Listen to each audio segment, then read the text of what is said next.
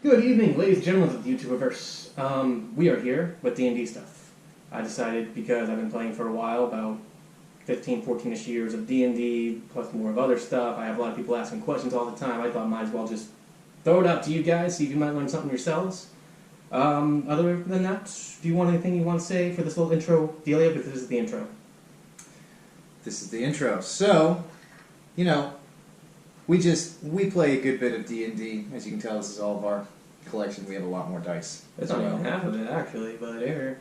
But, you know, we have friends who've been asking, you know, how certain things work, because they're still new to it and everything like that. So we thought we'd just take this opportunity to, you know, maybe make at least one video saying, here's our opinions on D&D. Right. So session 0, what does it mean to you? Well, to us, it means the session before the actual session 1. Now, we have a list of things here that we ourselves chose as great bullet points that we believe both DMs, GMs, and players should know. We're going to start with the DM and GM side. Now, in the session 0, you're not going to play, really. You might have a little one-shot throwaway, but in the session 0, it is just a quick encounter at the end. Something to roll a little bit of dice and have a little bit of fun. But the primary objective of the session 0 is coordination. Right. It's never about the game on the session 0. That's what your first session is for. Now, in a session 0, we're going to start with DM and GM tips real quick, what guidelines should be, and how it might help you bring new players, as far as maybe to the game or to your group, into the perspective that you are kind of into, the things that you expect from them. So the first thing we got here is what the DM or GM would have planned, the world, and any kind of home rules or ideas the DM has. If you want to bring some opinions on that or whatnot, just hit on that real quick. Oh yeah, like, you know, a friend of ours has played in a campaign where they had lingering damage, so anytime you went unconscious or suffered a critical hit, there were lasting effects to your character. He really liked this method, and he wants to use it. He has not been DM for his own session yet, but he's told us several times when he does, that will most likely be a thing. That's a extended rule, not in the player's handbook, that the DM should cover with their party that they would like to use. Yeah, I think that's a cool thing. Personally, it's just an example. You know, yeah, there's a whole other things. The reason why he'd want to do it makes it more realistic, makes the players think more about diving into battle and taking that crit, and then thus sustaining that wound throughout the game that might cause you an issue. Right, because, you know, you suffer a crit, now, you know, your leg might be a little messed up, and now your movement speed is reduced as right. It keeps players smart and not jumping into anything that they want. Mm-hmm. Now, that's just his way of doing things. That's a new rule. Another thing is with worlds and stuff, sometimes things such as goblins and drow, of course, may not be allowed in main civilization, and for a new player, that's going to be tough to do. They have to hide all the time, and they're not going to be able to experience the world at its fullest because that character, its race itself, is not free.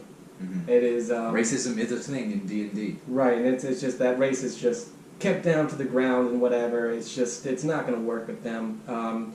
Older players, people a bit more experienced, might take that challenge, and if you want to do that, you can accept it as it is. I had done some with Drow recently with our buddy Charlie. Yes. Yeah, but it didn't go so well. So the DM or GM will discuss the game, the setting, the rules, the creatures, not your plot and so on. Keep that for the session, play by play. But you do want to have a sort of goal that you would like to accomplish for your campaign, and you need to let your players know, this is what I want to do with my campaign. Yes. From the start. Yes. Good point. Now, another bullet we got here, I think we hit that pretty good, is for both group and individual speak, you as the DM and GM are probably going to be hearing out a lot of new ideas or original thoughts from your players about what they want to do with class, race, weapon, armor, items, even if they just want to start with a certain magical item at the beginning that is already in the rule book provided. That's up to you as the DM and GM. You are to hear them out in a group, and then maybe if you have to, a lot of the times, it's also good to just take that individual aside and hit on some key notes, you know. Mm-hmm. Anything that you might want to throw in on that real quick. Right, so for instance, we had a campaign, we still haven't done it yet, but we've been planning a campaign where I found this homebrewed class. I did not come up with it.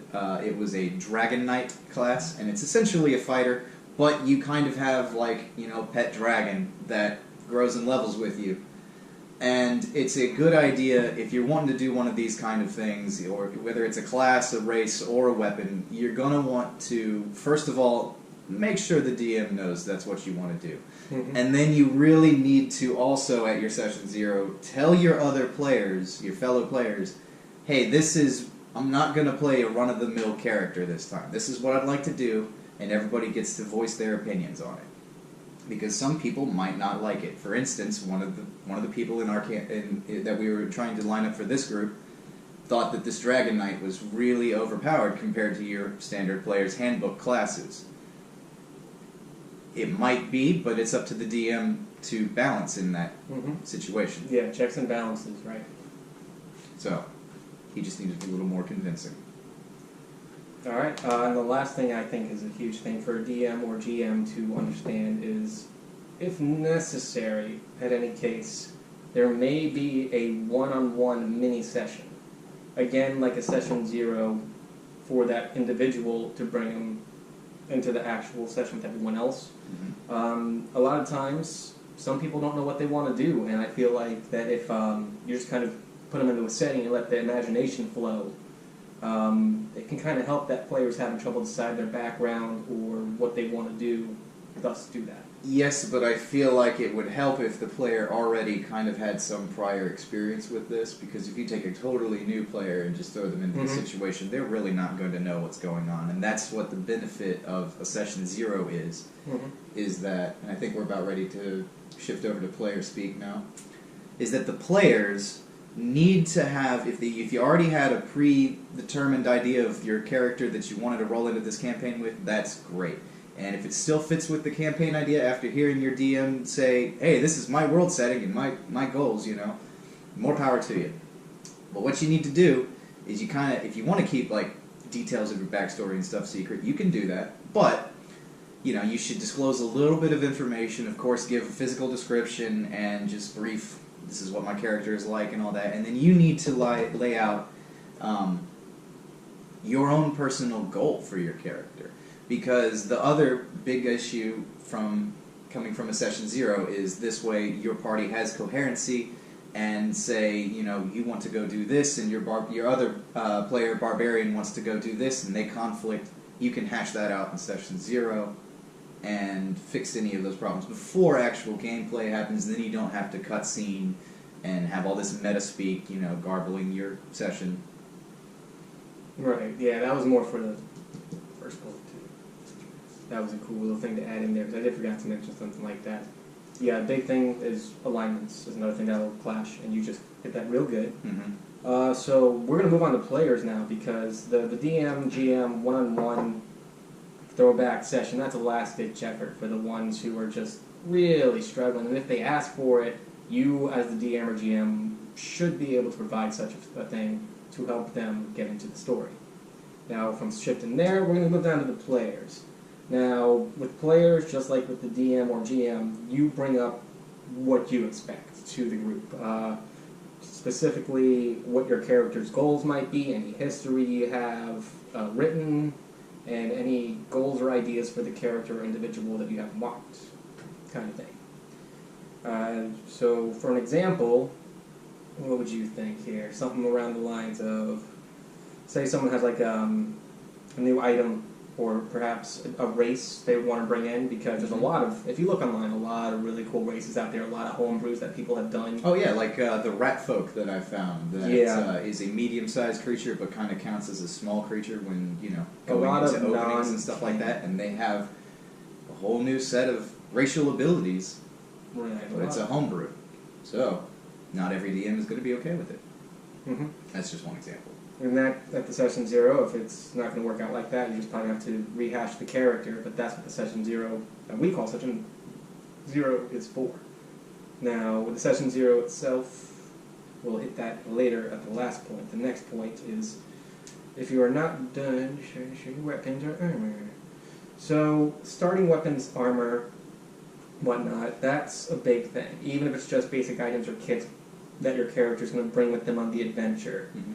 A lot of this is hashed out from backgrounds or something. Character creation. Right, yeah, what the character's done, where they're going. Because I have a paladin, that's also a bartender in one of the campaigns, so he carries around a musical instrument, a brewing kit, and a lot of things that a typical paladin won't have. But I brought up that to the DM real early, accepted it. Mm-hmm. That's my little example of something that it's not so much kosher, but talk to people and let them know what you think on it, and they'll think it's usually pretty cool. I think it's pretty cool. We like Olaf. So anything you want to think on that? Anything you want to have on that? What do you think? I think it's pretty good. Pretty good? Cool.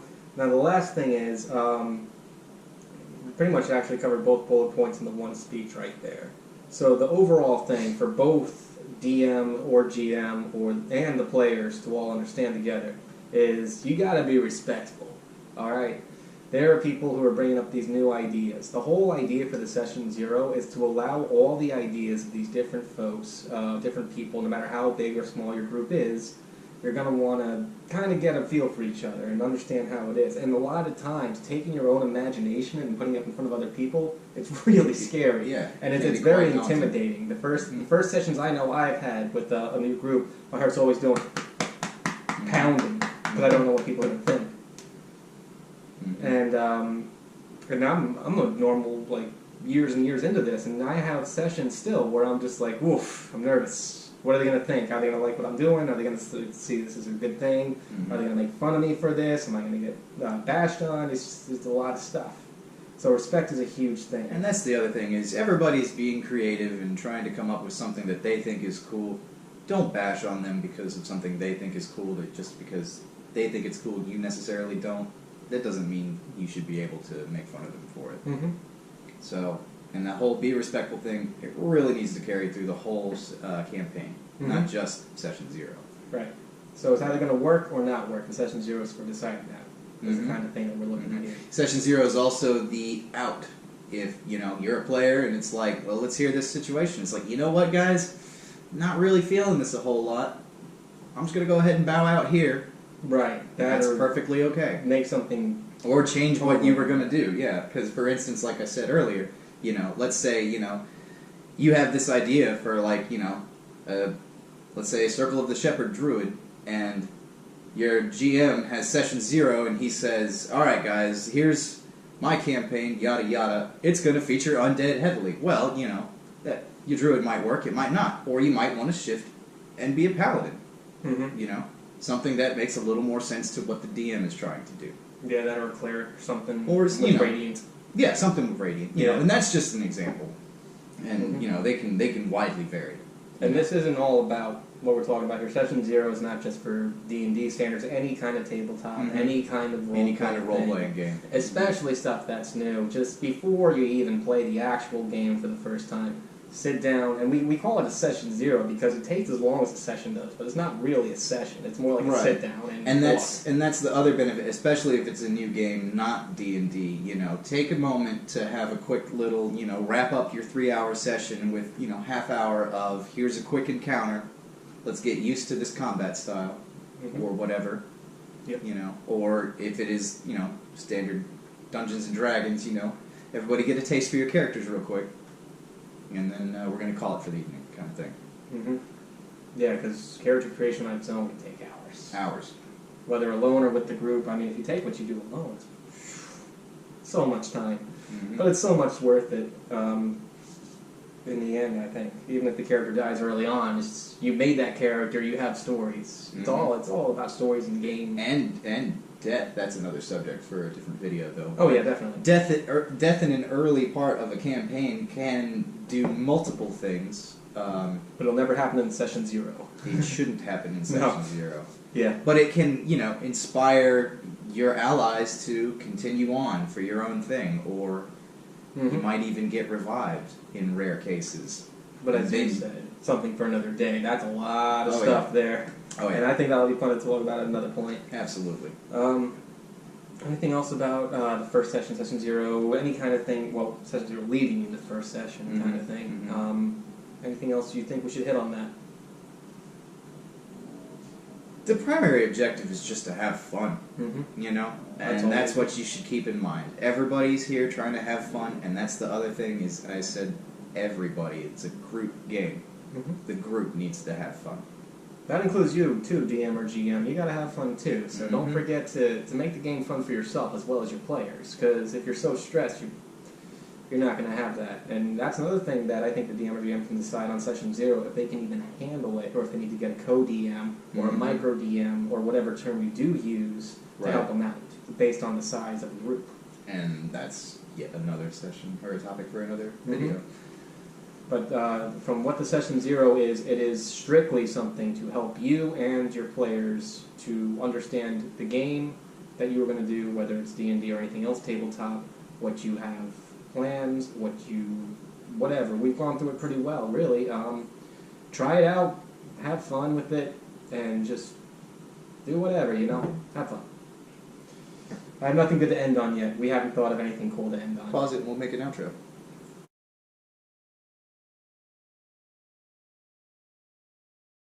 This is the end of our video. I hope you enjoyed it. Did you enjoy it? I don't know. Tell us, if you like. I didn't plan to say any of this stuff before, so now I am saying it at the end of the video. Enjoy yourself.